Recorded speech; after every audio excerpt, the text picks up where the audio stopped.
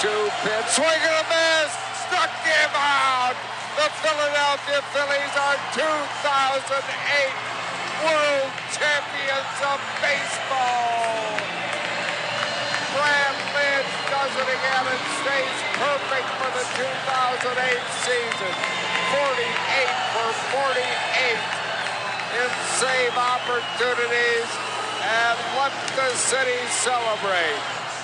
Aloha and hello out there, everybody. What's going on? This is Miho with the Too Close to Call podcast, joined as always with my co-host Pags, and this series that you're currently listening to is the Phillies Phanatics series, and we know, again, once a week, you guys are expecting twice, but it was the July 4th holiday, so we took some time to go down the beach, hit the pool, spend some time with the family, and yes, we did watch the Phillies games while this was going on, however. Sometimes it was enjoyable, and sometimes it wasn't. Yeah, right? It was like, oh, this is an escape from my family. Bang, bang, bang, bang. Okay, yeah, I have to go back out there and spend time with my family because this is watching this game is worse. Oh, let's dive right into it. First series, Braves, most important series of the year. Yes. I feel like we say that every freaking time. This one absolutely was. Game one, it sure as hell looked positive. Our buddy, the ace, Aaron Nola, comes out and throws a nice little game there for us. Yeah, it's nice to see him continuing to bounce back, man. Again, just the pattern with him seems to be like a good month, bad month, good month, bad month. You know, like every 4 starts, there's some sort of roller coaster here. But, you know, spoiler alert, last game versus the Mets, first game against the Braves, Aaron Nola wins both of those games, which at the moment makes his last 4 starts, I don't know, I think he's 3-0, but he's given up 2 runs in like 28 total innings, which lowered his ERA from 4.7, which is when I think I announced to the world via this podcast that if he doesn't pick it up, the Phillies aren't going anywhere. So thank you, Aaron Nola, for being a listener of the pod and hearing my advice. Put it together, and he's lowered his ERA by a full run, man. All of a sudden, at the break, Nola's 8-2 with a 3.74 ERA. And if you're just looking from afar, those are pretty good numbers, man. It's like, hey, how's this guy not an all-star? He's killing it this year. Yeah, I don't know. Again, up and down, up and down. So let me ask, what do you expect to get from Aaron Nola in the second half? Do you expect these last 4 games to roll over, or are you more hopeful that these 4 games will roll over? I am cautiously optimistic. Like you said, the sample size this year has just been so sporadic. It's just like, oh, we won the game with him, but he walked 5 guys, or he gave up 5 runs, but we won 6-5. So it's like, oh, man, dude, it's tough with him. I like to think that he has kind of righted the ship here. It's been a nice couple 4 or 5 games for him. So cautiously optimistic that this is what I'm expecting. Yeah, there's going to be one of the bad games here and there, but for the rest of the season, I'm expecting Aaron Nola to be out there shoving and putting us in a spot to win this game.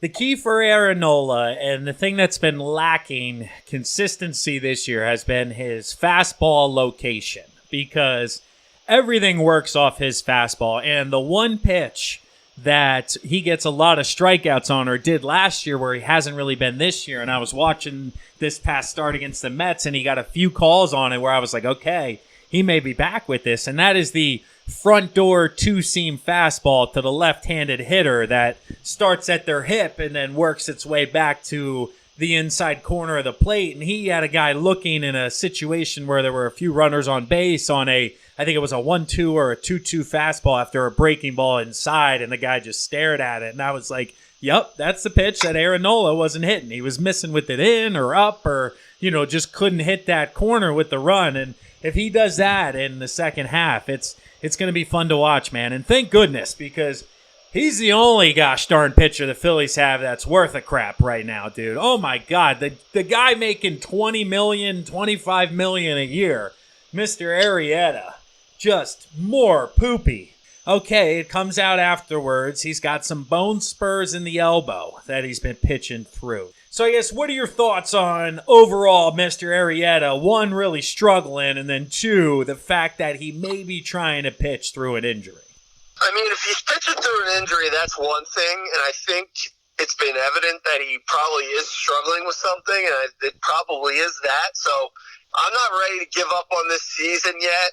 If he can play through it and give us 5-6 solid innings, then I'm doing it, but he hasn't been doing that the last month. Late, that's what I'm saying. Everything that he's been showing as of late, I'd be on the side of let's fucking get rid of him this year and hope for next year to have a healthy Arrieta.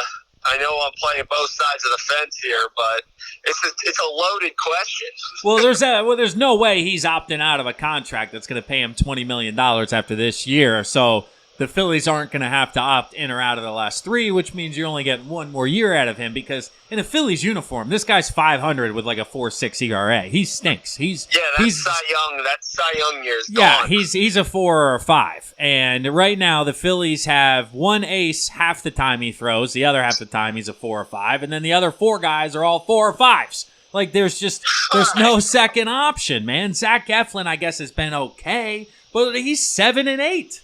Well, we skipped out of going game to game. Let's just go into it. Game 2 against the Braves here, 9-2, and our buddy Nick Pivetta. Oh, 5.2 innings, 5 earned runs, 4 Ks, and a walk. 2 That's home not gonna runs. get it done. That's all it was, man. It's 2 home runs. Welcome to the bigs.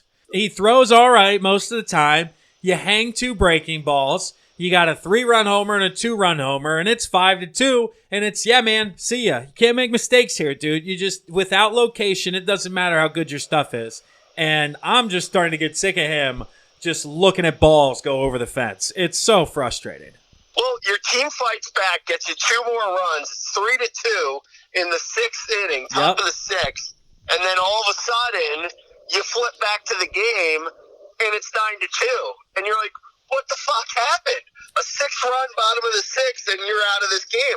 That's what I'm saying about this pitching, man. It's like you can't get anything done if your pitching is constantly susceptible to giving up long ball. Well, that was another injury. So Pivetta gave up the first one to go to 5. Then they brought in Juan Nicasio, who gave up 2 2-run homers, I believe it was. And then he ended up on the injured list with his back after the game. So it's just, he's fighting through an injury. Arrieta's fighting through. They're all banged up, and they stink. And the only reason they're trying to throw through it is because any other option we have stinks even more than they stink. It's unbelievable.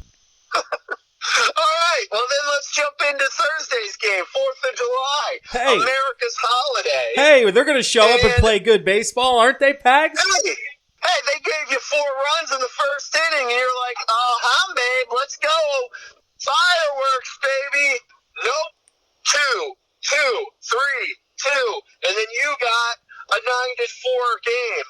And you're like, okay, what are we doing here? Who was that We're down starter? by 5 runs again. Zach Eflin. 3 innings pitched. 6 earned runs. 3 Ks, 2 walks. They don't have any starters, Pags. They don't have any. They only have one. It's Aaron Nola. Everybody else, I zero faith that they're going to win that ball game. You know how hard it is to show up even as an offensive player knowing that you're like, we got to score like 6 runs to have a chance today. It's frustrating. And then you press and you try even harder and you squeeze the bat a little tighter, and every time there's a runner on base, the pressure goes up even more. It's a compound effect of the offense thinking that they have to carry this team because they're staring out into the bullpen going, oh my God, look at those people. They're so bad. The one move they did make this year is really paying off. Jay Bruce is clobbering the baseball right now. He is the man. He's hitting 290 since he's come over. For the people who were like, oh yeah, he's hitting for home runs, but he's hitting like 210 in Seattle. Well, he's enjoying Citizens Bank Park, okay? It's been a little bit cozier than T-Mobile out there in Seattle. But first guy in the history of baseball, how about this, to hit 10 or more home runs with 2 teams before the All-Star break. This guy may hit 40 home runs. He is crushing the ball. And the best part about it, let's just jump into the next series. he's clobbering home runs against the Mets, and the Mets are still paying him from 2 years ago. He's the latest Met killer. We finally got one, dude. There's been so many Philly killers for the Mets. Jay Bruce was probably even one of them back in the day. Well, now we're on the other side here, and we finally got a guy who just loves hitting against his old squad. It's fun to watch him hit, man, because he doesn't look athletic. We were watching the game, and he came up, and Alyssa was like, oh, my God, look at Gabe Kapler. He's so jacked. And then they showed Jay Bruce, and she's like, that guy looks like a dad. And I'm like, he's the guy that just hit that home run. And she's like, what? And I'm like, yeah, that guy's our best player right now. He looks like he's 45. But he's really only like 32 years old. So he's not like an old timer. He's just a little bit kind of bigger in lumbers. And they got him signed through next year where, again, you had mentioned previously he was supposed to be a bench guy who's filling in here. So when Jay Bruce cools off in the second half and goes through a little bit of a slow couple of weeks, I'm not going to give him any shit because he's been more than I've ever thought he could be. And literally Jay Bruce and Aaron Nola these past 2 weeks are the only reason why the Phillies are still even in consideration for the playoffs. So, all right, we lose 2 out of 3 in Atlanta. Then we go to New York. You had mentioned they take the first one. We're thinking sweep. Yep. Doesn't happen. Because of our aforementioned Jake Arrieta does not come to play. Did you watch this start? Saturday. Did you see the fireworks that happened between him and Frazier? I know everybody in the news saw the comment he made of, what did he say? He's going to put a dent in his skull if he wants to come after him. Shut up, Jake. You got like a 5 ERA. You just set a record for giving up 13 hits and like 6 runs in less than 5 innings. Shut your mouth, okay? Do not make me come down there and shut it for you because if you can't get anybody out, you're not allowed to crack anybody's skull. If I'm the Phillies, I'm letting him run his ass over there by himself. Say, go ahead, go get your ass jumped. You deserve it because you're stealing $25 million from the city of Philadelphia right now. Anybody who's going to pay to watch you play baseball, you are stealing money from them. So I don't want to hear shit about Frazier in his skull. Are you kidding me? Shut up and get somebody out. Here's the thing. He does not take responsibility for any of his actions. And it is really frustrating to listen to him talk after games because it feels like nothing's ever his fault. And it's like, dude, you were out there. You're throwing these hanging fucking pitches that just keep getting walloped. And I'm like, what is going through this guy's head? I just didn't realize how much of a head case and how much of a prima donna this guy actually is.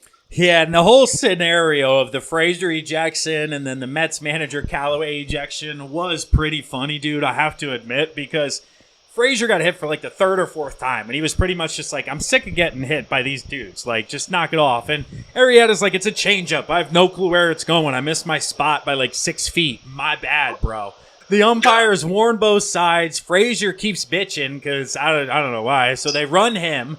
Okay, no problem. He's gone. Arrieta, I think, gives up a hit or walks the next guy.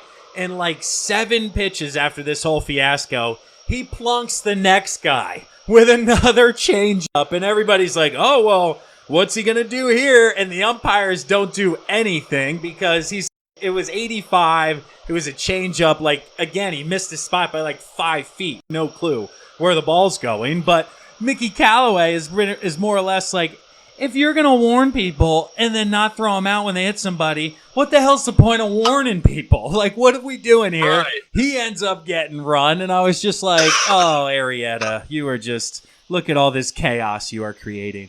Well, let's end this podcast on a high note, and the Phils go in Sunday afternoon into New York and put a hurtin' on the Mets. Aaron Nola, as we said before, gets our 2nd win out of these 6 games.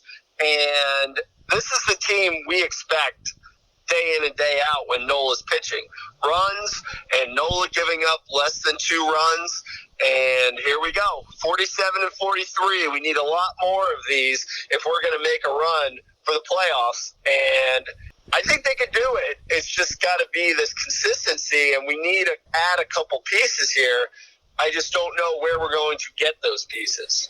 So as of right now, Pags, at the All-Star break, they're 6.5 games out behind the Braves and a half a game behind the Nationals for second place. So when it comes to the NL East, that's going to be an uphill battle. I mean, I know at the beginning of June, it literally took 1 month for them to go from 3.5 up to 6.5 back. So theoretically, it could go the opposite way, and we could do this. However, the way Atlanta's playing and the way that team's structured, I'm not so sure that the NL East is ultimately going to be reachable, so to speak. So that puts us in the wild card matchup, which I think 100% the Phillies could get into that game, because right now you got 6 or 7 teams all bundled up: Nationals, Phillies, Brewers, Cardinals, Cubs, Pirates, Diamondbacks, Padres, Rockies, all of these teams within a couple of games plus or minus of 500. And that leads to a little bit of a limited trade scenarios, because not a lot of sellers if everybody's that close, and that makes the few sellers there are, such as like the Reds with Puig or the Giants with Bumgarner and Smith that we've seen. The Marlins have a few rotation pieces that could be moved, but the market, it's going to be there's going to be a lot of demand out there, so the price may get too high for what you're willing to pay for a half a year rental just to make that wild card game and possibly get bounced in 3 hours of baseball. And that's the tricky thing with Greinke, is if the Diamondbacks are in this thing, they're gonna want a fucking fortune for this guy to go, oh yeah, we're gonna give you to a team that we're competing with here. So, it's gonna be interesting to see, for sure. And we're at the break. Get a little bit of rest.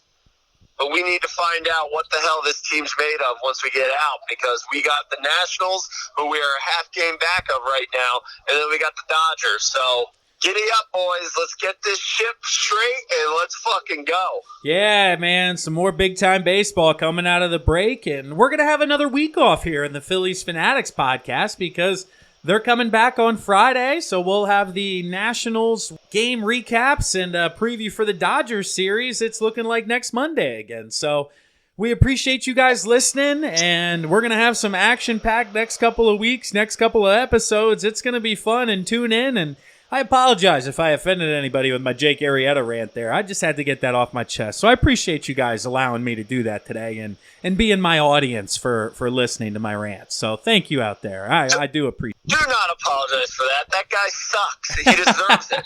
He needed to hear it. So, hey, tweet at him. Tell him to listen to this episode. Let's get the army in motion. Let Jake know over this next week. He better pick it up for H2, or I'm going to have more to say. We will support you, Jake, but if you keep pulling the shenanigans you're pulling, we're fucking against you, buddy. That's it. So follow us out there, as always, on the social medias, at Too Close to Call Cast. Call into the hotline. It's been posted on our social medias. I'll share it with our Instagram here as well. Again, you guys can give us your Phillies takes and let us know what you think about my take on Arrieta. We'd love to hear from you. Later, guys. Peace. The 0-2 pitch, swing and a miss, struck him out. The Philadelphia Phillies are 2008 World Champions of Baseball. Brad Lynch does it again and stays perfect for the 2008 season. 48 for 48 in save opportunities, and let the city celebrate.